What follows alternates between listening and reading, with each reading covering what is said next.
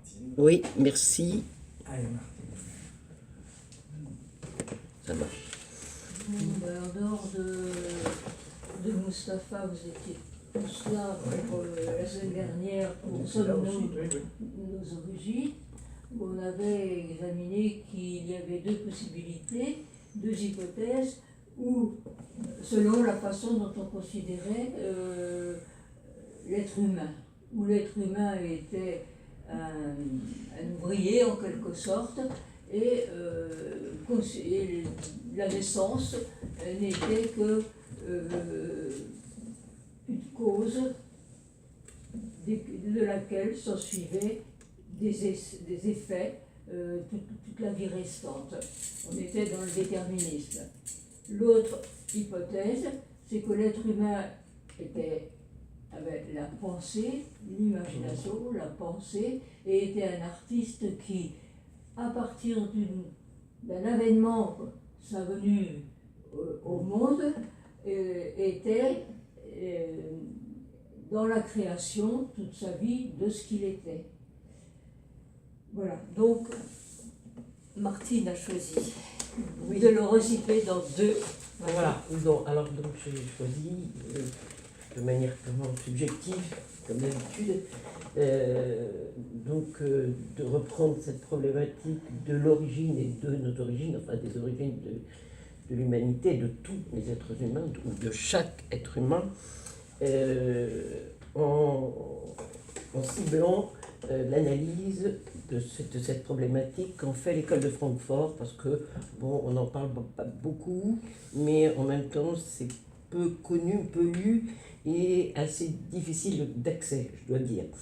Alors, j'ai choisi, en fait, de partir d'une phrase qui est donc cet aphorisme de René Char, qui dit notre héritage n'a été précédé d'aucun testament.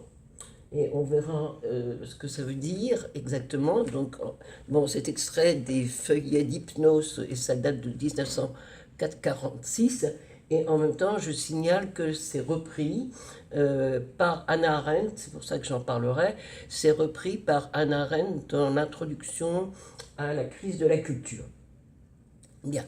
Et puis, donc, je vais illustrer ça à travers différents éléments exposés par ce qu'on appelle donc en France l'école de Francfort, qui regroupe en fait tout un certain nombre de personnalités, d'individus, de penseurs qui se sont retrouvés vers les années 1930. C'est une théorie, enfin c'est une école de pensée qui est née dans les années 1930 à peu près, et qui a élaboré au fur et à mesure ce que globalement on appelle la théorie critique. Bon, au point de départ, c'était, une école de pensée qui reprenait, en les réactualisant, les analyses de Marx, donc il y a une perspective marxienne, et les analyses de Freud, ce qui a permis donc d'aboutir à ce qu'on appellera le freudo-marxisme à la fin. Bon, parmi tous ces grands théoriciens de l'école de Francfort, j'en ai retenu quelques-uns. Il y a Max Horkheimer, qui est le théoricien.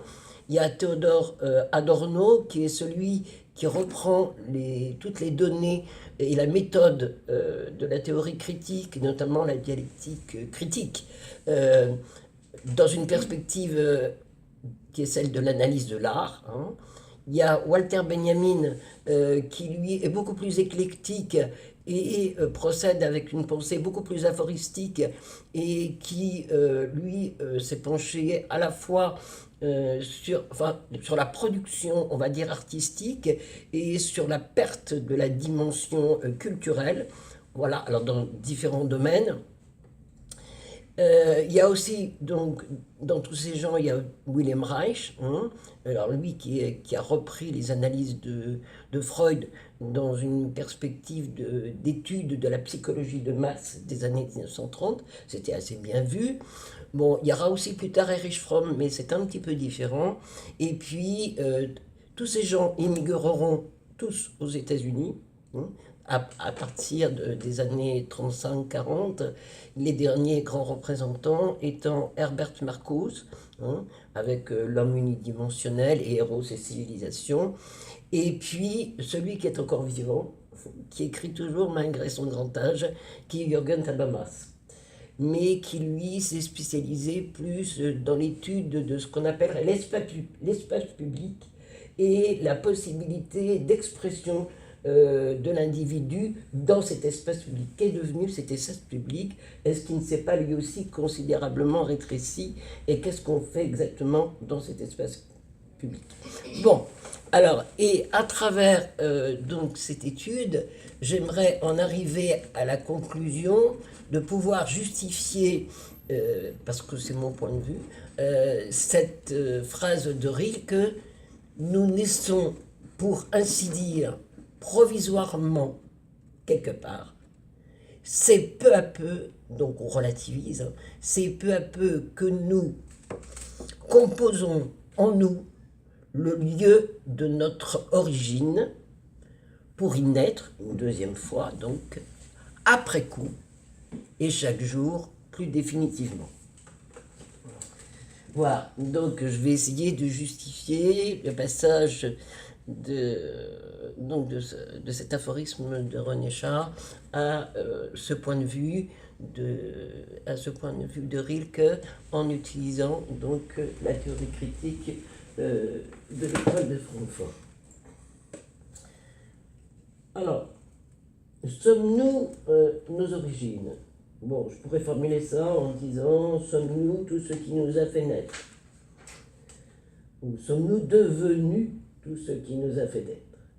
Bon, je retiendrai simplement ce qui m'intéresse, c'est que ça vient donc du latin origo, origi, c'est ce qui, l'origine, c'est ce qui nous a fait nous lever, naître, c'est-à-dire nous lever, nous mettre debout.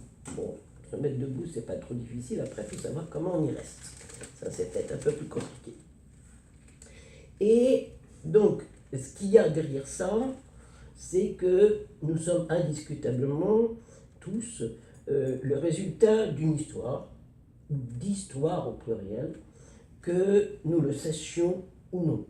Bon, que ce soit donc, on va dire, un héritage historique, on n'a pas choisi le lieu de sa naissance, ni sa date, ni rien que ce soit, ni quoi que ce soit, que ce soit un héritage historique, que ce soit un héritage civilisationnel, on est né en Occident, pas en Orient, que ce soit un héritage familial, que ce soit un héritage sociologique, bon, un héritage dans toutes ces dimensions-là qui font que on est avec, sans qu'on ait rien demandé, un certain nombre, je dirais, de pierres dans notre sac. Bon, le tout, voilà, bon, le tout, c'est que ce sac à dos qu'on endosse en naissant et en grandissant ne soit pas trop lourd et qu'on soit capable d'en faire quelque chose, plutôt que de rester. Il y a un monsieur qui a dit la fois dernière qui m'a frappé qu'il portait l'histoire de sa famille comme un fardeau. Bon, voilà, est-ce qu'on est condamné à porter son histoire, enfin même si elle remonte à plusieurs dimensions, est-ce qu'on est condamné à la porter comme un fardeau? Oui ou non? Donc, c'est-à-dire, est-ce qu'on est dans le domaine du déterminisme ou du fatalisme, en fait, parce qu'on ne fera jamais que reproduire et répéter, ça ne serait jamais que de la reproduction, voilà, à l'infini du même ou du presque le même, ou est-ce qu'il y a dans tout ça une part spécifique qui serait réservée à l'individu, qui ferait qu'il aurait une identité propre? C'est le problème entre autres, dans l'école de Francfort, de l'identité ou de la non-identité d'un individu. Bien. Voilà l'optique. Alors, notre héritage, puisque nous avons tous un, c'est ce que je viens d'exposer, n'a été précédé d'aucun testament. Alors, ça allège quand même le fardeau, je m'explique. Un testament, ça assigne. Ça assigne un certain nombre de choses à faire. Ça assigne un passé à l'avenir. Par contre, sans testament, sans tradition qui nous choisit, puisqu'il n'y a pas de testament. Il y a une tradition, mais elle ne nous choisit pas nécessairement. Et donc, sans tradition qui nous choisit, qui nous enjoigne de transmettre et de conserver quelque chose comme un trésor. Donc, s'il n'y a pas de testament, il n'y a ni passé qui serait un fardeau, ni futur, mais un devenir. Même si Tocqueville a dit le passé n'éclairant plus l'avenir, l'esprit erre dans le monde des ténèbres, c'est pas nécessairement juste. Qu'est-ce qui reste s'il n'y a pas de testament, s'il n'y a rien qui soit assigné? Il reste que le fait de notre origine, de naître, puis après de se lever, c'est un aboutissement dans la conscience qui, certes, va hériter de quelque chose, mais qui va le questionner. Qui va le questionner et qui va essayer de comprendre ce qui s'est passé, pourquoi ça s'est passé comme ça. Donc, il va essayer de le comprendre et de le saisir, et de saisir conceptuellement la réalité historique et les événements qui sont au fait de notre mise au monde et de ce que nous sommes. Bien, on n'est pas obligé de rester purement passif par rapport à toutes ces données et à tout ce qui reste. Bien. Et c'est là que donc je fais intervenir donc, la dialectique critique qui prend en compte le fait que nous sommes certes le résultat d'une histoire sans que nous en sachions, même si nous ne connaissons pas cette histoire, mais nous n'en sommes pas que cela. Pourquoi ? Parce que l'individu, par la pensée, a les moyens d'opérer, et c'est là que je trouve ma fameuse dialectique, ma théorie critique, a les moyens d'opérer une distanciation critique. C'est-à-dire que, par exemple, c'est ce que mettra en œuvre ou en place un homme de théâtre qui est Bertolt Brecht. Bertolt Brecht, toute l'œuvre théâtrale de Bertolt Brecht est centrée sur cette idée de distanciation critique. C'est-à-dire que je ne peux pas me sentir concerné, impliqué dans ce qui se passe. Je ne peux pas m'identifier au personnage, je ne peux que rester à l'extérieur. Bien, et ce n'est que cette position d'extériorité qui va me permettre d'opérer donc une certaine distanciation et de mettre en évidence en moi, bien sûr ce qui est de l'ordre de l'État, mais aussi ce qui va faire de moi une particularité. Quelqu'un de particulier, d'autre, et qui n'est pas complètement, qui ne ressemble pas, qui n'est pas copier-coller de l'autre ou des autres. C'est-à-dire qui va faire de moi, si j'en prends les moyens bien sûr, un individu capable de réfléchir sur le système dans lequel on s'inscrit. Bien.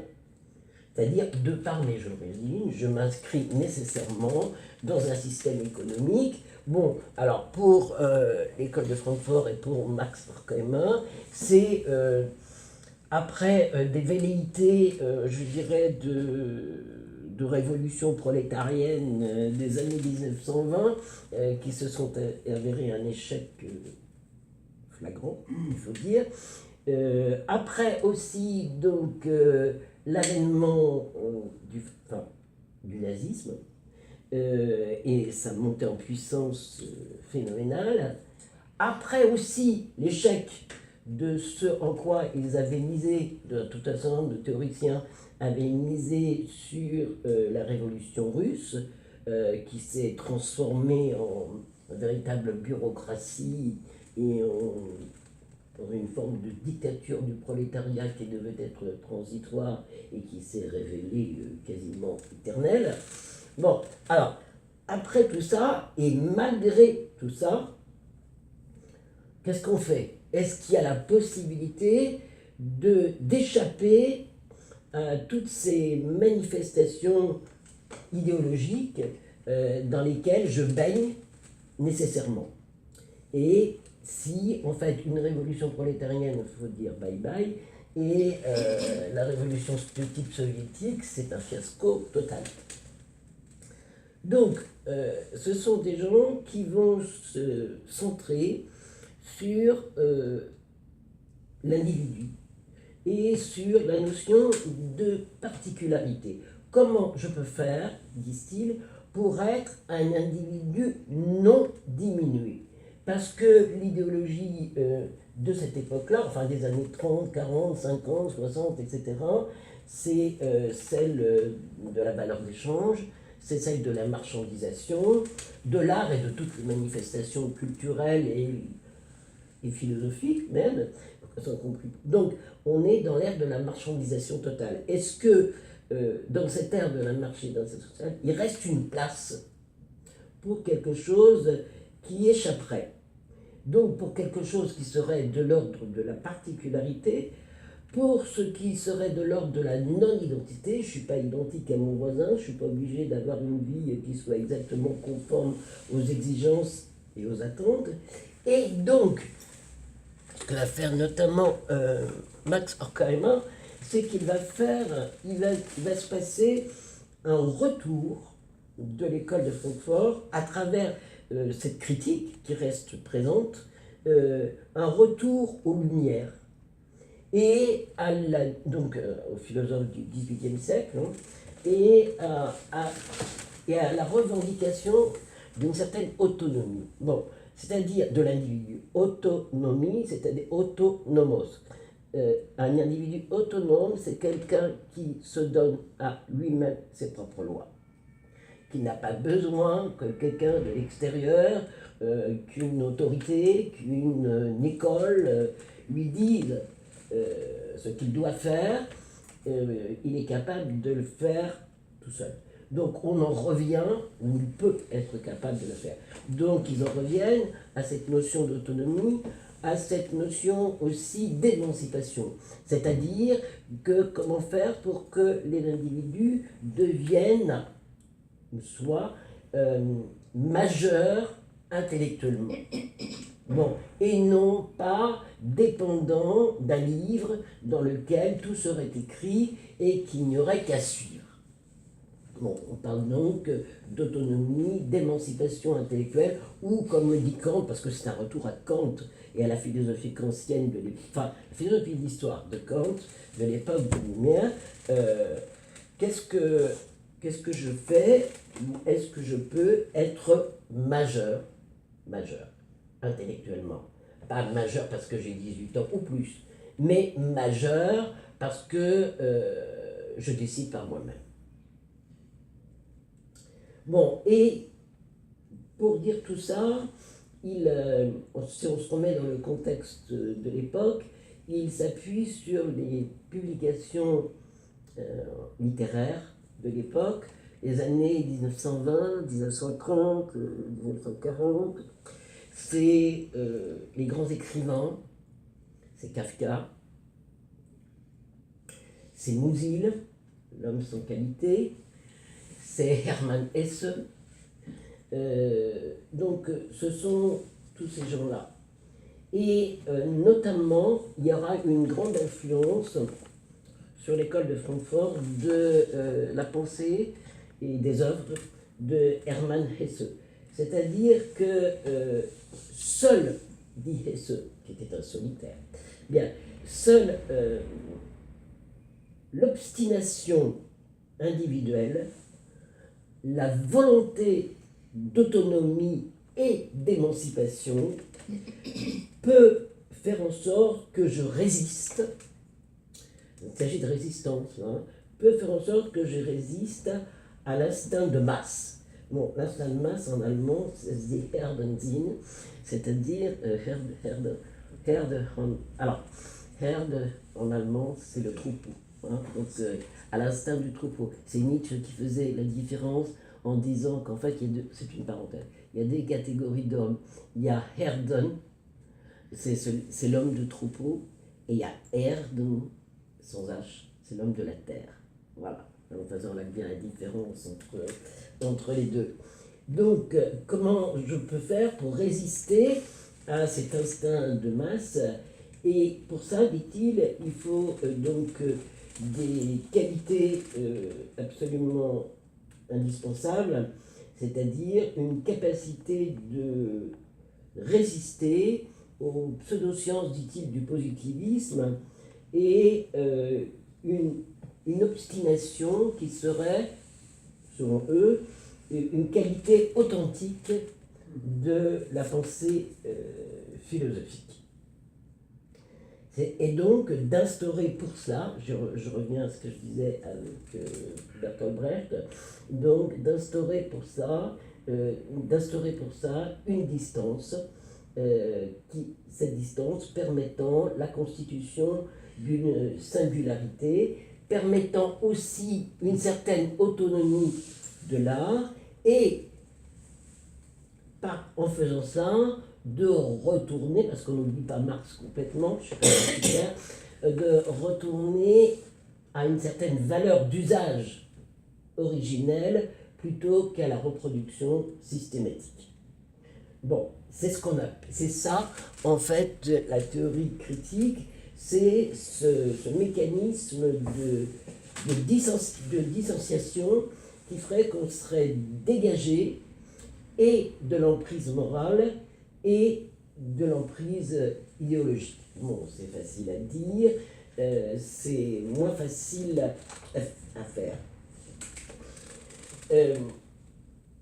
Donc, si je reprends Max Reimer, ça veut dire, en essayant de sauver Marx un peu, de rompre avec la raison dominatrice, enfin une raison, on ne s'agit pas de renoncer à la raison, hein, mais de renoncer à un certain type de raison, c'est-à-dire la raison de la philosophie classique, engendrée, on va dire, par Descartes, et qui serait une raison de domination sur la nature. Bien, sur la nature, avec toutes les conséquences économiques que ça peut avoir. Bon, c'est la fameuse phrase de Descartes, hein, dans le discours de la méthode, à savoir que le bon sens étant les choses du monde la mieux partagée, le but de la raison, c'est de se rendre maître et possesseur de la nature.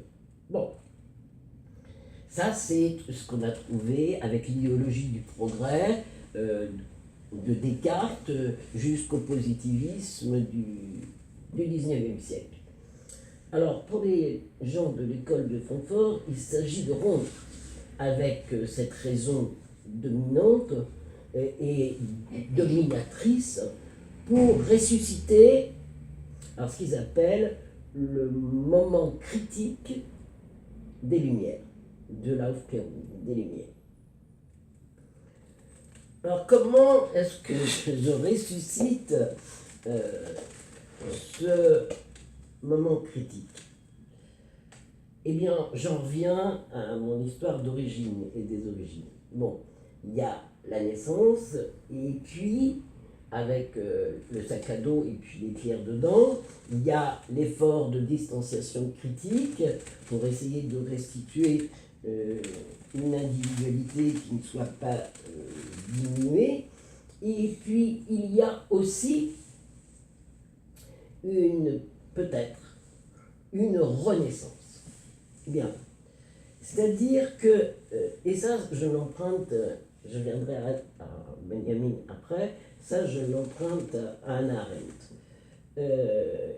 qui dit la chose suivante, c'est que le nouveau-né, certes, il hérite, mais le nouveau-né, par sa naissance, il vient renouveler le monde, tout en apparaissant à la fois comme un être unique et en même temps autre. Bien, et c'est là que intervient, si vous voulez, cette idée d'après-coup. C'est-à-dire que c'est là que cet être nouveau peut entrer dans le monde et inventer quelque chose qui n'existe pas encore et qui serait un monde pluriel. Donc, la naissance, c'est pas une fatalité, c'est quelque chose qui peut permettre à un individu, je dis bien qu'il peut permettre à un individu d'agir sur le monde, d'être homme, donc de se lever. Je reviens à mon origine première, de se lever, de marcher, c'est encore mieux. Et là, je pense à Giacometti, à l'homme qui marche. Bon, de se lever, de marcher, et il a à sa portée, cet homme nouveau, un monde des possibles. C'est-à-dire un monde qui peut se renouveler. Bon, je trouve que c'est une idée